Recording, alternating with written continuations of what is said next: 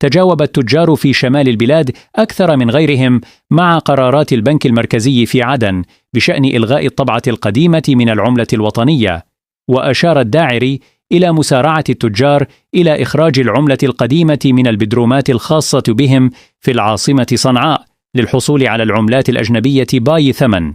وقال الصحفي الاقتصادي ماجد الداعري: ما لم يكن في حسبان الكثير وأنا منهم أن يتجاوب تجار الشمال مع قرارات البنك المركزي بعيدا حول العملة القديمة أكثر من غيرهم. وأشار الداعري إلى أن التجار يسارعون لإخراجها من براديمهم بالفعل بحثا عن دولار وسعودي بأي ثمن مقابل لها. وأضاف: لإدراكهم الفطن والواعي أنها ستكون أوراقا عبثية بعد 53 يوما، ولن تنفع حتى لإيقاد تنانير بيوتهم باعتبارها ملغية أساسا بفعل تقادمها وتلفها وتفتتها وانتهاء عمرها التداولي.